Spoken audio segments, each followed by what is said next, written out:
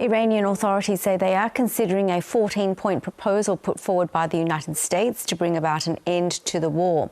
US President Donald Trump says he believes the war will be over quickly, while thousands of US troops remain on standby in the Middle East. So what is the state of the peace talks, and is Iran likely to accept this latest proposal?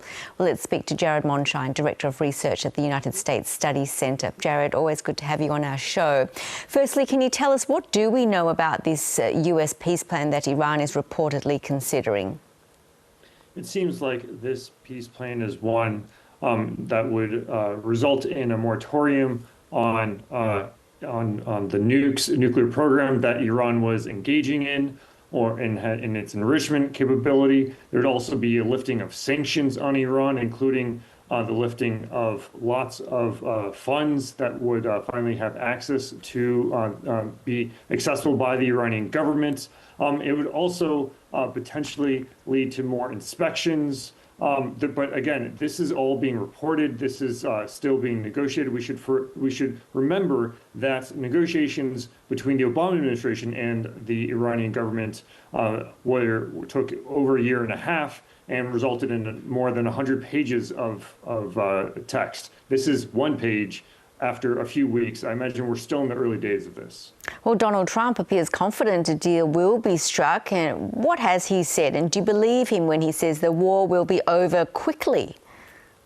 Well, he certainly wants the war to be over quickly. I don't think this is a war that is a political winner for him. I also don't think that this is a blockade that is a political winner for him. At this point, you just have to wonder how much he has already accepted the Republicans losing the midterm elections in November, given that he has some of the worst approval ratings of his entire time in office, as well as some of the worst approval ratings on the economy. So he is very keen for this to be over, and I think Iran is keen for this to be over as well. I think it's only now becoming increasingly known that they are, the Islamic Republic of Iran, I should add, is actually suffering economically from this and is not keen to prolong this any further than they need to.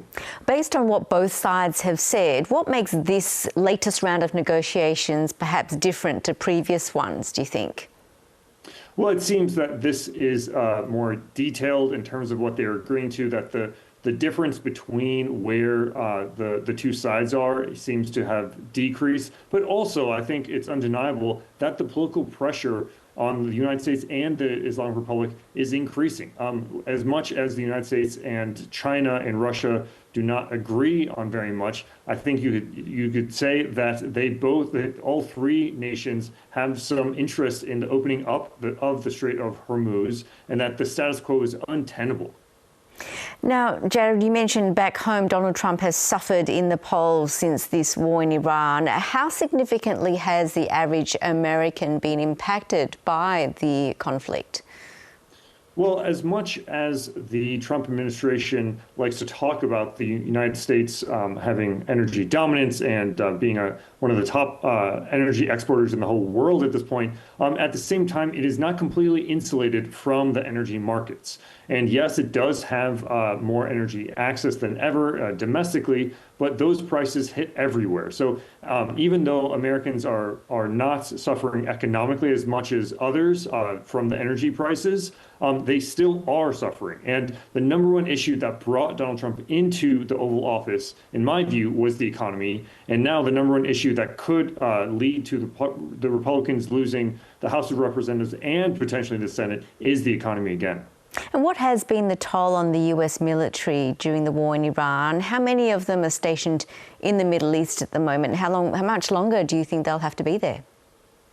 Well, they have been there for some months now at sea. You also have a lot of tankers who have been stuck in the Strait of Hormuz, who are not expecting to be there for months. And you also, at the same time, though, have to look at what prior generations of U.S. troops have done with a year or more deployments in Afghanistan and Iraq. So this is not completely uncharted territory for the U.S. military. At the same time, usually when you have these extended deployments, you like to tell your troops you're going to have them extended at sea for such an extended period of time beforehand, not in the middle and not without any sort of deadline.